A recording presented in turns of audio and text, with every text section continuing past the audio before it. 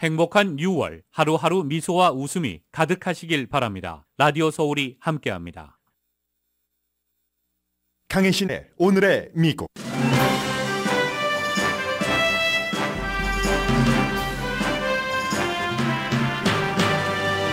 한인이 운영하는 다이아몬드바 너싱홈 해피홈 케어 포 엘더리에서 한인 두 분이 숨진 채 발견됐습니다. 40살의 입주 간병인이 살인 혐의로 체포됐습니다. 셰리프국은 총상이 아니라고 밝혔습니다. 주말에 러시아에서는 푸틴의 요리사로 불리는 용병대장이 무장 쿠데타를 일으켰지만 실패했고 푸틴은 일단 정치적으로 생존했습니다. 그러나 대국민 연설에서 무장 반란을 반역이라고 호통쳤던 푸틴은 용병대장과 합의해 그를 벨라루스로 가도록 길을 터줬고 이후 모습이 보이질 않습니다. 러시아와 우크라이나를 넘어 세계 정세의 흐름을 쥔 이번 사건에 연루된 모든 사람들은 푸틴을 포함해 힘의 균형에서 치명상을 입었습니다. 러시아 국방장관과 참모총장이 용병 살해를 주도했다는 이유로 그들의 파면을 요구한 용병대장과 용병 바그너의 미래는 푸틴의 미래처럼 확실치 않습니다.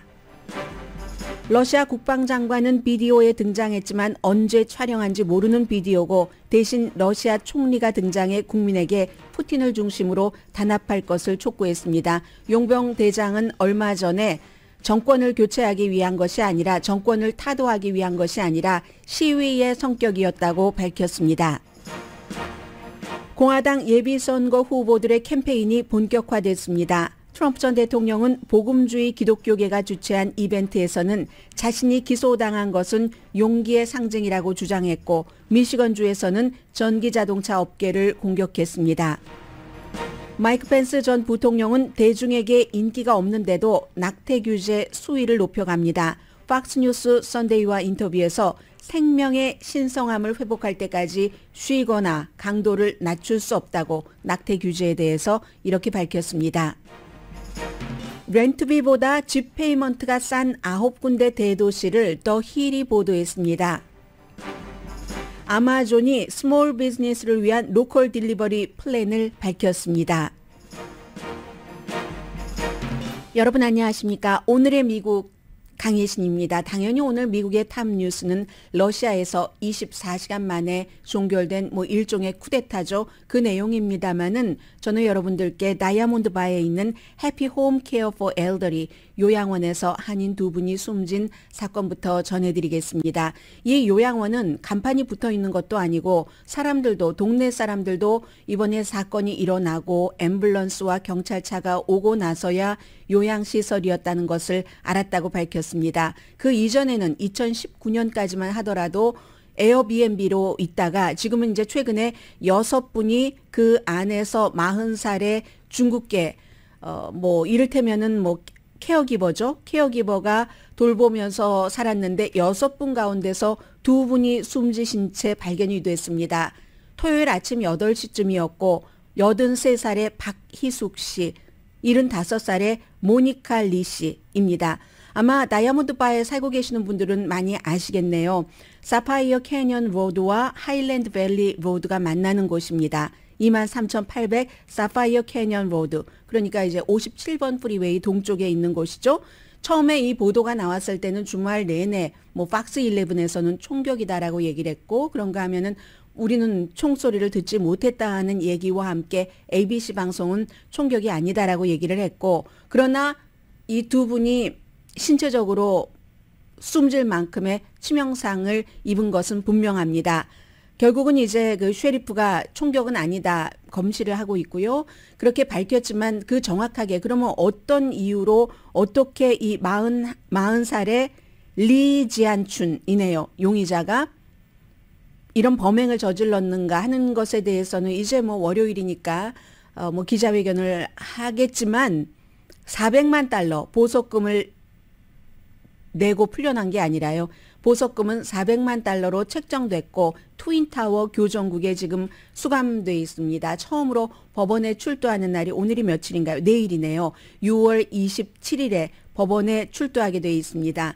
그러면 사람들이 간판도 없고 알지 못했다고 하는 해피 홈 케어 포 엘더리 이 요양시설은 주 정부의 허가는 받았습니다. 그리고 이제 웹사이트를 들어가 보니까요. 아주 그 집 같은 환경이다. 이렇게 선전을 하고 있고 잘 훈련받은 스텝이 볼살피고 있다. 여러분께서 사랑하고 계시는 그런 사람들을 뭐 이렇게 그 선전을 하고 있습니다. 그리고 말씀드린 것처럼 6명이 그곳에서 생활을 하고 있었는데 4분은 지금 안전합니다. 아무튼 여기까지가 지금 나온 내용이고요. 더 이상은 현재로서 나온 내용은 없는 것처럼 보입니다. 그리고 지금부터는 왜 미국이 세계가 이 이슈를 집중해야지 되는가.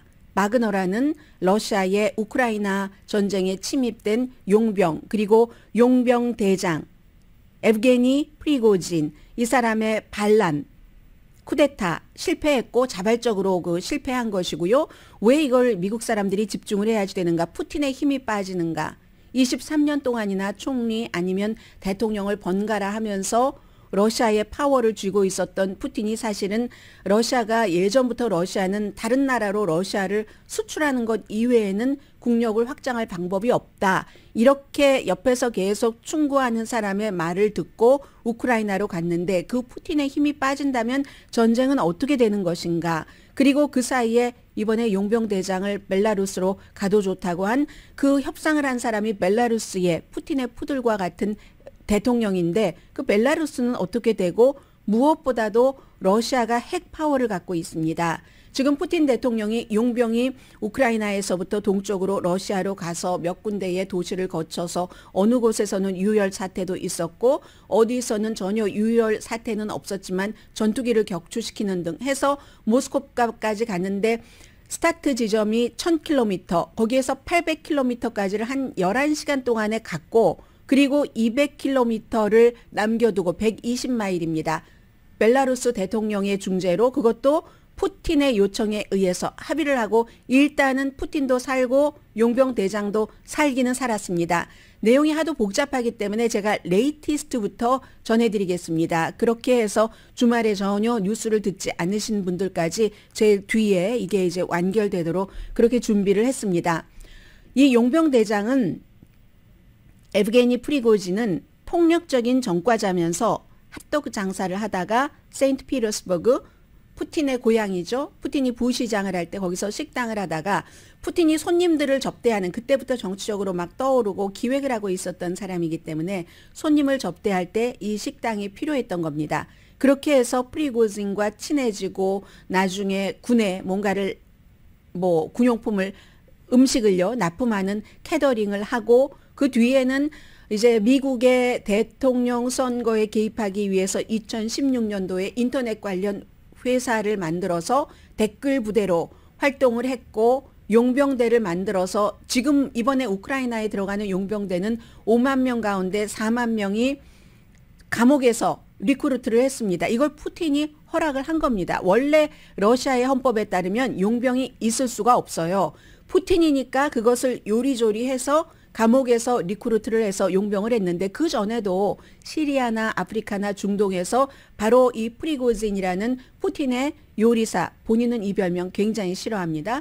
이 프리고진이 용병으로 해서 여러 독재자들 뭐 도와주고 나라에 가서 그리고 돈 받는 거잖아요. 용병은 엄청나게 다이아몬드 사업, 우라늄 사업, 아프리카에서 그런 거 타면서도 무장한 채로 그렇게 했던 사람이 23일부터 24일에 걸쳐서 푸틴에게 등을 돌려버린 겁니다. 왜?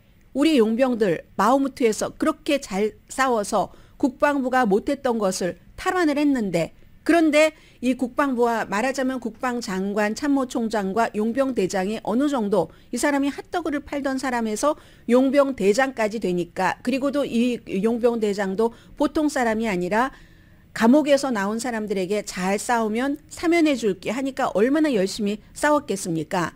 그리고 도망가지 못하도록 하려고 탈영병은 막 망치로 머리를 때려서 숨을 멈추게 하는 이런 것들을 그 용병들에게 보여줬습니다. 그리하여 바흐무트에서 아무도 못한 국방부가 못한 것을 우리가 해냈는데 국방장관이나 다른 사람들이 말하자면 권력이죠. 자신들의 용병과 정규군 사이에서 권력 싸움에서 우리 용병을 약화시키려고 우크라이나가 아니라 용병의 뒤에서 미사일을 국방장관이 쏴서 우리 용병들이 안 숨지지 않아도 되는데 5배나 더 숨졌다. 그러니까 국방장관도 해고하고 합참의장도 해고해라 하면서 모스크바로 진격을 하던 바로 그 사건이었습니다. 오늘 아침에서야 프리고진 용병 대장이 우리는 시위한 거지 정권 전복이 목표가 아니었다. 쭉 모스크바로 올라가면서도 계속 얘기를 했습니다. 이건 푸틴에 대한 게 아니라 국방장관과 참모총장에 관한 것이다. 헬리콥터, 뭐 전투기 같은 거 뭐라고 해야 되나요? 아무튼 군용 그 항공기를 격추시킨 것은 정말 유감이지만 우리 등에 미사일을 공격하는 것을 막으려고 했었던 일이다. 이 프리고진의 반역으로 하루도 안 됐지만 러시아군 20명이 숨지고 군용기가 여러 대가 파괴가 됐습니다. 디테일은 모릅니다. 그리고 올라가는 동안에는 러시아에 이제 군도 있고 보안부도 있고 여러 그 위치의 부대, 푸틴을 지키는 그런 부대들이 있잖아요.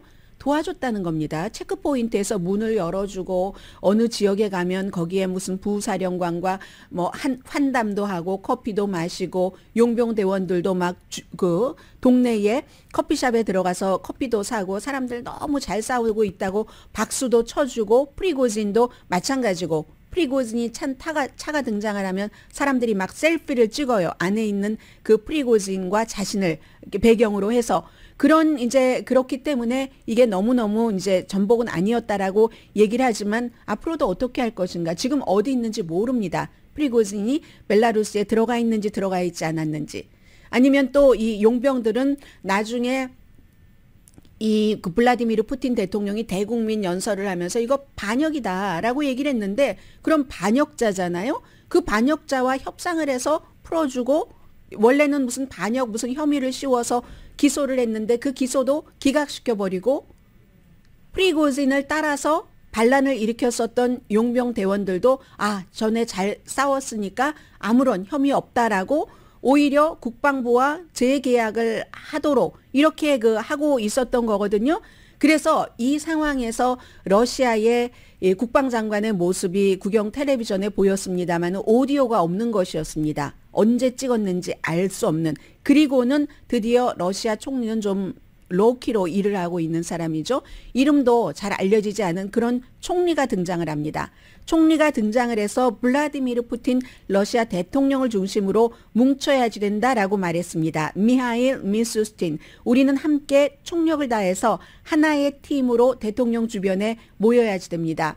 2020년도에 원래 세금 돈 관리하는 사람이었다가 총리가 됐습니다. 뭐 러시아 주권 안보 이런 거 뭐 상상하시죠? 그런 얘기를 쭉 했고요. 모스크바는 원래 모스크바 시장이 뭐 테러리즘 위험이 있다 해서 바리케이트 전부 치고 사람들 못 다니게 하다가 지금은 이제 보통 날처럼 바리케이트 같은 거 해제하고 길도 고쳐지고 하는데 분명한 건 여기서 푸틴의 힘이 약해진 겁니다. 오늘 뭐 나토 사무총장도 얘기를 하던데요. 그런데 러시아와 서구 관계자들 다 마찬가지로 이게 여기서 끝인가?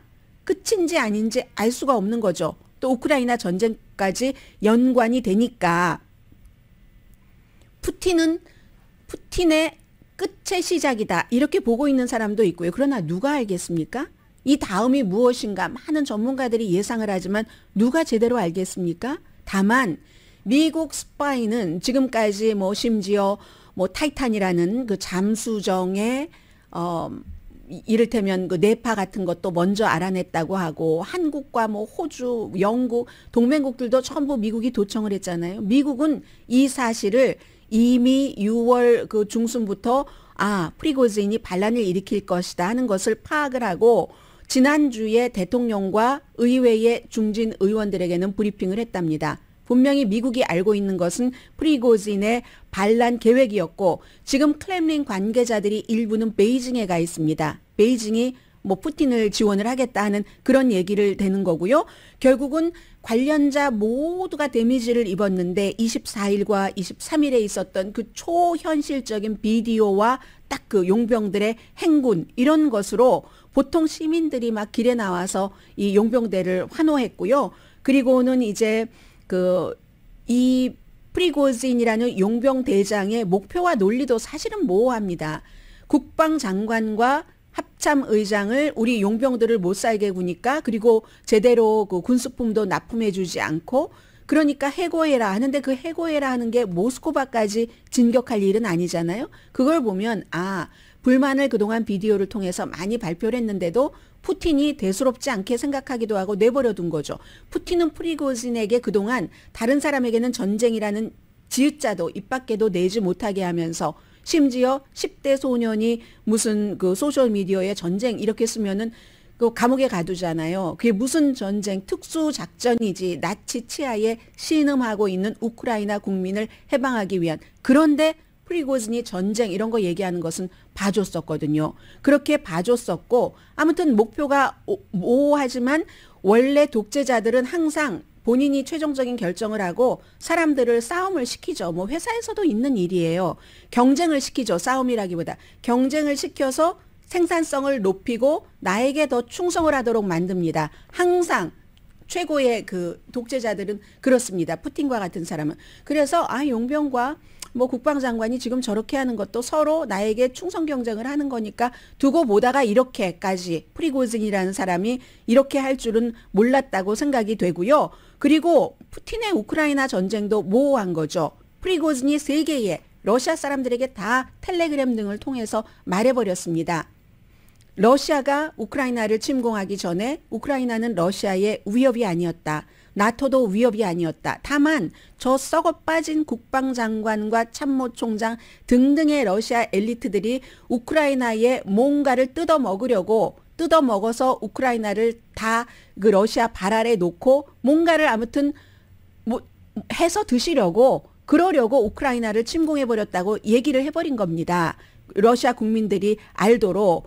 그래서 이제 러시아와 세계 밖에서 모든 사람들이 이 내용을 휴대폰으로 텔레비전을 통해서 장관이죠. 러시아의 비극적인 그걸 다 보면서 놀랐고 사람들 마음에는 이거 서커스야? 뭐지? 라고 얘기를 하면서 결국은 이 바그너 용병의 프리고진이라는 사람이 이끄는 이 푸틴이 가장 아주 그 신임을 하고 잘 봐줬었던 그 사람이 이끄는 이 무장 반란이 푸틴 아래 러시아 제도를 그동안 러시아에서의 제도, 인스티튜션 뭐 이런 것들을 갉아먹어 온 부패의 징후를 확실히 드러내고 정규 국가잖아요. 정규 국가가 용병을 써서 그것도 감옥에 수감돼 있는 사람을 써서 다른 나라를 먹어버리려고 했으니 그것에 대한 국가의 쇠퇴, 무슨 부식 같은 것이 보여진 것이고 이게 뭐 지금 처음 드러난 건 아니지 않겠어요. 오랜 동안 23년 동안 정권을 잡으면서 해왔던 그것이 이번에 이렇게 드러나면서 원래 우크라이나를 본격적으로 공격하기 한 4개월 전에 블라디슬라브 스코프라는 사람, 푸틴의 어떤 이데올로기 같은 것을 막 이렇게 뭐라고 할까요? 형성시켜준 그 사람이 얘기를 한 것이 러시아라는 아주 엄격하고 융통성 없는 국가는 국경을 넘어서 지칠 줄 모르는 확장만으로 생존할 수 있다. 그래서 러시아가 혼돈에서 탈출하는 유일한 길은 러시아를 이웃에 수출하는 길 아니면 내부의 여러 가지 불만을 다른 나라의 영토를 그것도 예전에 러시아 영토였던 곳을 찾아오면서 이렇게 좀 이렇게 푸틴의 이미지를 높여버린다고 할까요? 그래서 러시아에서 민족주의자들이 우크라이나 침공을 좋아하기도 했죠. 그것에 따라서 그렇게 하다가 결과는 어떻습니까? 러시아 내부의 혼란을 전쟁, 우크라이나에서 전쟁을 일으키는 그것으로부터 더 안으로 들어와서 지금은 푸틴도 힘이 약해진 것은 분명한 거죠. 1990년대 정말 그 세인트 피터스버그가 조폭이 드글거리는 그런 곳이었는데 그곳에서 만난 뭐 폭력 범죄로 감옥에 들어가 있다가 나왔던 사람 프리고진과 그곳의 부시장이었던 푸틴이 만나서 그리고 푸틴이라는 독재자는 언제나 룰과 제도보다는 이 독재자들의 기본적인 공통적인 특징입니다. 룰과 제도보다는 개인을 믿죠. 그리고 내가 다 컨트롤할 수 있어. 조종할 수 있어. 하면서 거기에 집착을 해서 개인 구조를 만들었는데 그렇게 만든 창조물이 프리고진의 바그너라는 이름의 용병인 거죠. 그동안 잘 써먹었죠. 리비아에서, 말리에서, 아프리카에서, 우크라이나에서. 그런데 결국은 그가 자신이 만들어낸 용병과 용병 대장을 컨트롤 못하네요. 여기서 푸틴은 자신에게 그 본인이 만든 창조물이 위험으로 다가온 것을 안 겁니다.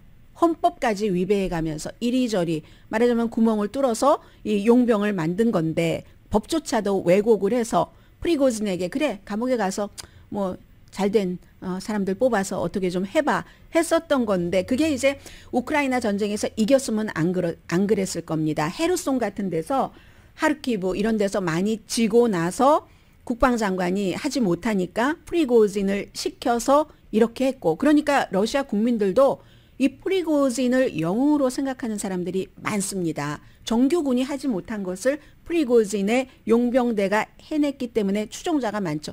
해서 푸틴 대통령도 애국자잖아요. 그렇게 되는 경우는 애국자를 함부로 반역자다라고 첫 번째 연설에서는 얘기를 했지만 국민들에게 애국자를 숙청해요? 애국자를 처형해요? 못합니다. 절대로. 그래서 이제 결국은 군대와의 관계를 이제 좀 더 확실하게 하고 계약을 하고 해라. 그러니까는 이때 이제 반란이 일어난 거거든요. 사실은 국방장관과 참모총장뿐만이 아니라 사람들이 프리고진을 너무 좋아한단 말이야. 이거 힘이 너무 커지는 애. 내가 너무 키워줬네. 조금 접어놔야지 되겠네 하고 접으려고 하니까 프리고진의 성격이 그런 사람이 아니죠. 그래? 시위한다는 말이 맞을지도 모릅니다. 한번 보여주겠다. 나의 힘을. 프리고진에게는 전체적으로 5만 명이 우크라이나에 들어가서 2만 명이 숨지고 지금 3만 명이 남았고 모스크바 쪽으로 진격하는데 한 5천 명 정도가 가담을 했다고 하지만 이거 뭐 일개 무슨 큰 군인의 어떤 그 단위도 아니잖아요. 그게 중요한 게 아닙니다. 숫자가 중요한 게 아니라 이 사람이 시도 때도 없이 비디오에 나와서 막 카리스마 있게 이렇게 얘기를 하니까 그 말이 무서워서도 안 되는 겁니다. 프리고진은 또 자신을 너무 나는 이제 국방장관보다 훨씬 높은 나는 푸틴과 직접 항상 교류하는 사람이잖아. 이렇게 생각하니까 국방부 안으로 들어가지 하고 계약을 이렇게 시키려고 하는 푸틴에게 시위를 했다는 얘기죠. 아무튼 그래서 모스크바까지 그렇게 쉽게 빨리 갈 수 있었던 것은 여러 그 푸틴의 군대도 원래 프리고진이 자신들보다 훨씬 이 푸틴과도 가깝고 하니까 그만큼 이미 힘이 형성이 된 겁니다. 막 캐시박스도 엄청나게 많이 들고가 아니라 차에 싣고 군용차에 싣고 모스크바로 진격을 하다가 뭐 캐시박스 그쪽에 떨어뜨려 주고 오고 그랬다고 하잖아요. 아무튼 푸틴이 영웅적인 그 애국자, 용병, 전과자 출신의 그런 사람을 비난하는 게 너무 어렵기 때문에 공개적으로 계속 비난하는 게 어렵기 때문에 불투명한 내용이 정확하게 드러나지 않는 협상을 했고 이로써 푸틴은 굉장히 약해졌고 또 시민들도 모스크바 쪽으로 진격하는 용병대에게 더 친절했습니다. 경찰보다. 누구도 분명한 승리자는 없죠. 여기서. 푸틴이 파워를 다시 찾으려면 더 무섭게 더욱 독재자스럽게 막 숙청하고 해야지 되는데 그게 가능할지 지금 모르고요. 그렇게 될 때는 또 다른 사람들이 음모를 꾸며서 푸틴이 위험해질지도 알 수 없는 일입니다. 아무튼 프리고진의 쿠데타 자체는 푸틴이 스탑을 했지만 러시아의 부식 같은 것은 막지를 못했고 이런 모든 상황을 보면서 러시아에서 태어났지만 미국으로 할머니 할아버지 엄마 아빠와 함께 로스앤젤레스로 처음으로 그 난민으로 망명을 와서 UC 버클리에서도 공부하고 무슨 뭐 아이빌리그에서도 군사 역사학 같은 거 공부한 워싱턴 포스트의 맥스 부트라는 컬럼니스트는 전쟁터에 개를 풀면 그 개에게 개 푼 사람이 물리고 만다 이렇게 표시를 했습니다. 그러므로 이것을 시진핑도 봐야지 된다. 시진핑도 푸틴의 케이스를 봐야지 된다라고 얘기를 했고 기본적으로는 전술적으로는 이제 당분간 러시아가 우크라이나에서 그 전투에서 이기기가 좀 힘든 환경이죠. 왜냐하면 사령관들도 지금 어느 줄을 타야지 되지 하고 줄을 계산을 해야지 됩니다. 그러면 하나에 몰입해도 안 되는데 그리고 그러면 더 크게 전략적으로는 전쟁에서 승리할 가능성이 높아졌겠습니까? 낮아졌겠습니까? 그런 일이고 지금 벨라루스의 대통령은 푸틴의 푸들이기도 하지만 바로 이 용병 대장과도 20년 알고 지내는 사람입니다. 이 사람이 무슨 일을 어떻게 할지도 알 수 없고 지금 러시아는 분명 미지의 세계라는 것 이거 하나만 분명합니다.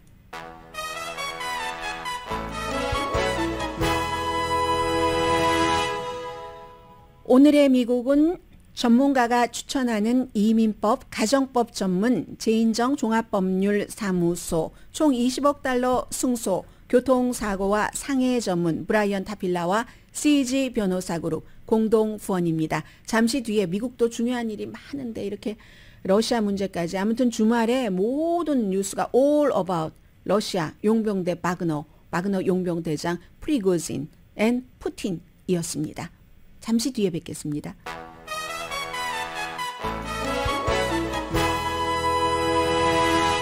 라디오 서울방송 오늘의 미국 듣고 계십니다. 네, 이제 본격적으로 미국에서 이 대통령 선거 캠페인이 시작이 됐습니다. 아마 그 바이든 대통령은 그렇게 뭐 활발하게 캠페인을 할 것 같진 않고요. 지금 트럼프 전 대통령은 뭐 하루에 이벤트가 몇 개씩 그 소화되는 것을 볼 수가 있는데요. 기본적으로 토요일, 일요일 아주 그 중요했었던 것만 전해드리자면은 복음주의 기독교계가 주최한 이벤트에서는 내가 기소당한 것은 용기의 상징이다. 그리고 여러분을 위해서 기소당한 거예요. 무슨 말인지는 잘 모르겠지만 그런 얘기를 했고요. 미시건주에서는 전기자동차 업계를 굉장히 공격을 했습니다. 이번 이 행정부와는 반대되는 내용이죠. 먼저 미시건주 자동차 업계부터 말씀을 드릴까요? 아니죠. 뭐 시차별로 하죠. 토요일에 바이든이 법 집행관을 무기화해서 선거에 개입하고 있다. 내가 이제 대선에서 이기지 못하게 하려고 나를 기소하고 이런 일을 한다. 뭐 여러분을 위해서 제가 기소된 거예요. 이 말 뜻 전 잘 모르겠어요. 그런데 이제 이 복음주의 그룹인 그것도 이제 뭐 우파자가 앞에 붙기는 합니다. Faith and Freedom Coalition이 주최를 해서 워싱턴에서 열렸는데 여기는 이제 트럼프 전 대통령만 나간 게 아니라 여러 명의 공화당 후보들이 나갔습니다. 거기서도 이제 이렇게 얘기를 했고 나는 잘못한 게 하나도 없다는 얘기입니다. 그리고 론 디센티스 플로리다 주지사는 내가 대통령이 되면은 이 크리스토퍼 레이 연방 수사국장을 교체하겠습니다. 그 결국은 이제 연방 수사국장이 뭐 트럼프 시대의 트럼프 전 대통령에 대해서 여러 가지를 좀 나쁘게 수사를 했다는 얘기예요. 그런데 이 크리스토퍼 레이는 트럼프 전 대통령이 임명한 사람입니다. 팀 스캇 사우스캐롤라이나주의 연방 상원 의원도 나는 내가 대통령이 되면 메릭 갈란드 법무장관을 해고하겠다. 전부 이건 결국은 전부 트럼프 전 대통령 옆에서 트럼프 전 대통령을 도와주는 들러리들을 하고 있습니다. 딱 박차고 나와서 컷을 못하고 있어요. 트럼프 전 대통령의 유권자들과 법무부가 신뢰와 청렴성을 회복하도록 하겠다. 유일하게 크리스티 뉴저지 전 주지사가 주지사로서 마지막 임기 때는 여러 가지 뭐 잘못한 일이 많기 때문에 비난을 받았었는데 이번에 공화당의 예비선거가 끝나고 나면은 어떤 역할을 한 사람으로 본인의 정치적인 마지막 이력을 다시 쓰지 않을까 하는 예감마저 듭니다. 이 사람이 한 얘기는 트럼프가 우리를 실망시켰다. 다른 얘기를 하고 있어요. 계속. 이 사람이 후보가 되진 않겠지만 다른 후보들과는 이런 것들이 있고 트럼프 전 대통령이 미시건주의 그 자동차 업계 사람들에게 바이든 행정부 아래 여러분이 얼마나 위험에 처했습니까? 바이든 대통령은 미시건주에는 재앙입니다. 그의 극단적인 환경 정책이 미국 근로자에게 공포고 그 시작을 지금 보고 계십니다. 이렇게 이제 오클랜드 카운티의 공화당이 주최한 그런 미팅에서 얘기를 했습니다. 트럼프 전 대통령 말을 그대로 전해드리자면요. 이상한 규정에 의해 전기자동차는 미국 자동차 업계 일자리의 반을 없앨 것이고 그리고 공급망 같은 것도 아주 심각하고 상상하기 어려울 정도로 미시건주는 힘들 겁니다. 죽어가고 있습니다. 미시건주가 자동차 일자리가 17만 5천 개밖에 안 됩니다. 이제 이렇게 얘기를 했거든요. 그럼 제가 또 이제 팩트 체크를 조금 해야지 되잖아요. 네, 맞습니다. 피크 때보다 자동차 업계의 일자리가 37%밖에 안 됩니다.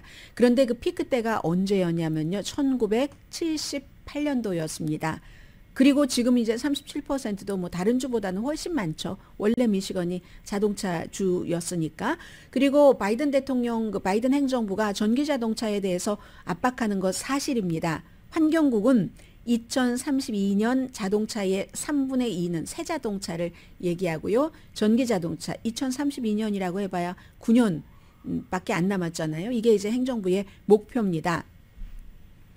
트럼프 전 대통령이 바이든 대통령의 이런 전기자동차 정책이라든가 하는 것을 비난을 하면서 본인이 2020년도에 멕시코, 캐나다와 협정 맺은 거 그거 참 잘한 거다라고 얘기를 하는데 미국에서 미국인에 의해서 자동차를 만들도록 내가 그때 그렇게 협정을 맺었습니다. 이렇게 얘기를 하는데 그런데 민주당은 그런 거 상관하지 않습니다. 그런 협정도 민주당은 끝낼 것입니다. 라고 얘기를 합니다. 지금 전기자동차 얘기를 하고 있지만 그 전기자동차도 여러분이 여기서 만드는 게 아니라 다 중국에서 오는 겁니다. 라고 얘기하는데 그 팩트체크 아니잖아요. 지금 미국에서 만드는 거 부품이라든가 아니면 직접 제조에 있어서 미국을 너무 강조한다고 한국, 뭐 영국, 일본, 다른 나라들이 다 불만하고 있잖아요. 이제 그런 얘기를 하고 아무튼 미시건주는 스윙 스테이트입니다. 트럼프 전 대통령이 처음에는 쉽게 이겼었죠. 그러다가 바이든 대통령이 다시 2020년도에 가져왔는데 팩트 체크를 하자면 혼다 자동차 있잖아요. 미국 자동차 회사가 아니고 일본 자동차 회사인데 오하이오 컬럼버스에서 많이 지금 제조를 합니다. 그리고 미시건 의회도 미국의 포드 자동차에 지난해에 1억 달러를 지원을 했습니다. 일자리를 만들어내라고 3,000개를. 뭐 그런 거 하면은 조지아주에 현대자동차도 있잖아요. 그리고 자동차 업계의 미래는 꼭 행정부에서만 정하는 건 아닙니다. 물론 행정부가 뭐 자동차, 전기자동차가 미래의 미국의 산업이 되겠어 하고 주도해 나갈 수는 있지만 최종적인 결정은 자동차 업계에서 하잖아요. 포드 자동차 같은 데서 거의 지금 전기자동차로 바꾸면서 제일 먼저 해외 공장 닫은 게 한국이었잖아요. 한국이 엄청나게 비난을 했었는데 왜냐하면 한국에서는 그 당시에 포드가 전기자동차를 한 대도 생산하지 않았습니다. 이건 세계적인 추세이기 때문에 어쩔 수가 없어요. 앞으로는 좋던 싫던 가솔린 자동차가 아니라 전기 자동차로 가기 때문에 이미 비싸지 않은 콘도인데도 콘도미니엄에 전부 100 몇십 개의 파킹랏에 전기 자동차 충전기를 다 설치해 준 그런 그 콘도미니엄도 있다니까는요. 아주 비싼 화려한 콘도미니엄도 아닌데도 이건 미래의 그런 것이고 미시건 자동차 업계는 갑자기 일자리를 잃는 게 아니라 수십 년 동안 1978년 이후에 일자리를 잃어왔습니다. 그러다가 오히려 최근에는 늘어납니다. 실업률도 줄어들고 있고요. 실업자는 줄어들고 있고 해서 물론 이런 점은 있죠. 전기 자동차는 일반 자동차보다 사람이 적게 필요합니다. 부품이 없잖아요. 거의. 무슨 배터리 같은 거 있고 하면은 그래서 한 40%는 인원이 덜 레스 필요하다고 하거든요. 이건 비즈니스 인사이더의 보도입니다. 파트가 적으니까 그럴 수밖에 없는 거고요. 그러나 아직까지 전체적으로는 자동차 전체 시장의 전기 자동차 점유율이 몇 퍼센트나 될까요? 지역에 따른 차이는 있을 수 있겠지만 1% 뿐이랍니다. 그러나 빠른 속도로 전기자동차로 바뀌어가고 있다 하는 것 전해드리고요. 잠시 뒤에 이 내용은 마이크 펜스 전 부통령까지 전해드리려고 했는데 잠시 뒤에 뵙겠습니다.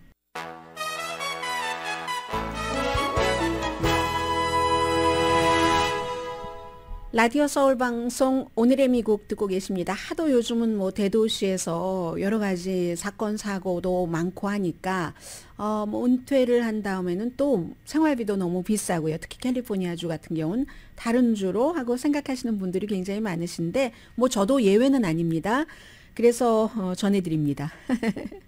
그냥 막연하게 그림이라도 가지고 계시라고요. 렌트보다 집값이 싼 9군데 대도시를 더 힐이 보도를 했는데 뭐 여러분들도 많이 보시는 레드핀과 realtor.com을 그 중심으로 해서 전해드린 겁니다. 그런데 레드핀이 정한 뭐 몇 군데죠. 4군데와 realtor.com이 정한 분석 5군데 일치하질 않아요. 더 힐은 이게 일치하지 않는 그 내용 방법론이 다르니까 그렇겠죠. 그걸 일일이 다 말씀드리려면 너무 복잡하니까 그냥 결론만 말씀드리겠습니다 하면서 지적을 하는데 뉴욕이나 샌프란시스코는 당연히 아니고요. 50개 대도시 가운데서 정한 건데 앞에 조금 얘기가 있으니까 그 얘기부터 전해드리겠습니다. 지금 30년 고정 모기지 이자율이 6.7% 지난 10년 동안 5% 아래였다가 그러니까 이제 일부 집값이 조금 내려가기도 했어요. 여전히 비싸지만 2020년도에 미국의 중간 주택값은 32만 2,600달러였다가 2년 뒤는 47만 9,500달러. 그리고 올해는 많이 내려갔어요. 43만 6,800달러. 이건 물론 중간 집값을 하는 겁니다. 충분히 짓지 않기 때문에 비싼 이유도 있고 2022년도에 가만 생각해 보면 처음으로 렌트비가 중간 렌트비가 뭐 로스앤젤레스는 뭐 2배도 되고요. 2,000달러를 넘었습니다. 대체로 이런 때 중간하면 베드룸 한 2개 정도 있는 그런 걸 말합니다. 지금은 1,995달러. 올해 말에는 조금 더 내려갈 것으로 예상을 하고요. 이자율도 내년에 모기지 30년 고정 이자율이 한 5%대가 되지 않을까 이렇게 예상들을 하고 있는데 지금부터 도시를 말씀드립니다. 집 페이먼트가 평균 집 페이먼트가 렌트비보다 싼 곳 처음으로 한국분들 많이 살고 계시는 텍사스주의 어스틴을 말씀드리겠습니다. 새 집은 페이먼트가 텍사스도 많이 올랐어요. 한국분들도 수십 년 전부터 가셨잖아요. 해서 3,700달러 렌트는 평균 1,650달러. 그 밖에 이제 테네시주의 멤피스 몇백 달러는 세이브하네요. 1,258달러 대 투베드룸 847달러 집이. 필라델피아, 펜실베니아주요. 7% 차이가 나네요. 해서 2,000달러 대 1,869달러. 이게 7% 되나요? 그럴 것 같네요. 역시 펜실베니아의 피츠버그 350달러 절약한대네요. 1,445달러 대 렌트비는 1,097달러. 클리블랜드, 오하이오주 클리블랜드입니다. 집값은 1,800달러, 렌트비는 1,730달러. 엘라바마도 한국분들 은근히 많으세요. 저는 엘라바마에 가봤는데 너무 아름다웠어요. 소나무 냄새도 너무 좋고. 버밍햄, 수도네요. 1,150달러 대 900달러. 제가 얼마 전에도 엘라바마를 막 찾아봤거든요. 거기 예전에 갔었던 그 집이 지금 얼마인가 너무너무 좋은데 막 몇 에이커에. 봤더니 여전히 뭐 몇십만 달러에 불과했습니다. 휴스턴, 미국에서 네 번째로 큰 도시입니다. 뭐 뉴욕, 로스앤젤레스, 시카고에 이어서 2,300대 2,400달러. 별 차이는 없네요. 1% 정도. 세인트루이스도 미주리주. 이제 이게 전부 새 집을 살 때의 처음으로 집을 살 때 얘기입니다. 한 2베드룸 정도 되니까요. 이게요. 세인트루이스는 1년 전보다 값이 34% 비싸지긴 했지만 그래도 1,211달러 대 1,128달러 거의 비슷하네요. 볼티모어, 메릴랜드주요. 여기는 대도시로 올수록 달라지네요. 65달러 정도 세이빙 한답니다. 집값이. 그러니까 집값이 더 싼 거예요. 제가 앞에 조금 혼돈해서 말씀드렸다면 여러분들 그대로 이제 바꿔서 들어주세요. 해서 포텐셜 바이어가 집값이 이자율 때문에 이 볼티모어만 하더라도 많이 떠나고 있답니다. 그래서 셀러가 막 협상도 많이 해준대요. 디트로이트, 이 자동차의 도시 디트로이트도 렌트 들어 사는 것보다 집 페이먼트가 245달러 싸다 해서 1,300달러 대 1,700달러 이렇게. 아무튼 렌트비보다 집 모기지 페이먼트가 더 싼 곳에 9군데입니다. 제가 다시 말씀드립니다. 앞에 조금 혼돈해서 말씀드렸던 것은 저의 혼돈이었고요. 그렇게 더 싼 곳이 제일 처음 텍사스 어스틴, 테네시, 멤피스, 펜실베니아, 필라델피아, 펜실베니아, 피츠버그, 오하이오, 클리블랜드, 엘라바마, 버밍햄, 텍사스, 휴스턴, 미주리, 세인트루이스, 메릴랜드, 볼티모어, 그리고 미시건주의 디트로이트. 근데 집을 살 때는 항상 대체적으로 5년 정도는 보고 사잖아요. 특별히 투자하고 이런 경우가 아니라면. 잠시 뒤에 뵙겠습니다.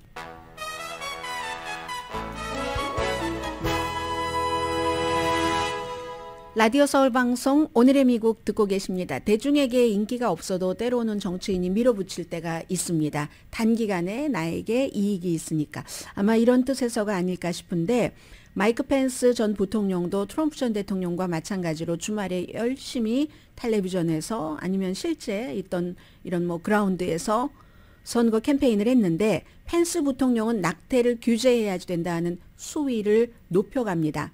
생명의 신성함을 회복할 때까지 이건 쉬어서는 안 된다. 느긋해서도 안 된다. 강도를 낮출 수 없다. 이렇게 얘기를 했는데 낙태를 완전히 없애는 뭐 물론 그 표준은 있겠지만 그런 것을 미국 법의 중심으로 가져가겠습니다.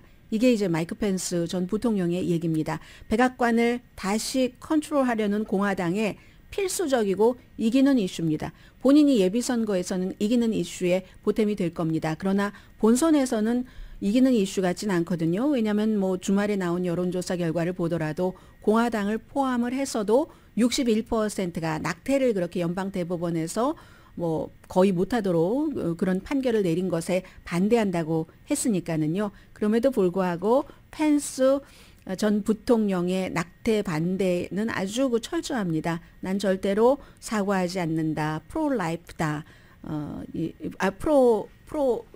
생명을 보호하는 본인은 이제 그렇다. 프로라이프 맞죠? 프로초이스가 아니라. 그래서 연방 대법원의 낙태 제한 판결이 정말로 역사적인 승리입니다. 이렇게 얘기를 했고요. 1973년도에 낙태를 합법화했잖아요. 그 낙태 권리법을 역사의 잿더미 속에 던져버린 훌륭한 승리다. 그런데 그것으로 충분하지 않다. 최소한의 그 표준이 있어야지 되고 전국적으로 낙태를 금지하는 이런 것들을 본인이 대통령이 되면은 하겠다는 게 바이든 대통령의 얘기였고요. 그리고 이 아마존 말씀을 좀 드리겠습니다. 이 아마존은 스몰 비즈니스와 뭘 하겠다는 건데 이게 일반인들과는 크게 상관이 없을 수도 있겠으나 상관이 없지 않죠. 스몰 비즈니스니까. 그리고 여러분들께서 스몰 비즈니스를 하시는 분들이 무척 많으시잖아요. 오늘 이 계획을 발표를 했는데 올해 말에 시행할 예정이랍니다. 아마존 허브 딜리버리라고 해서 아무튼 아마존이 뭐 테크 업계고 물건을 파는 장터를 만들어줬고 해서 지금은 완전히 물류의 허브가 됐잖아요. 딜리버리의 허브가 됐잖아요.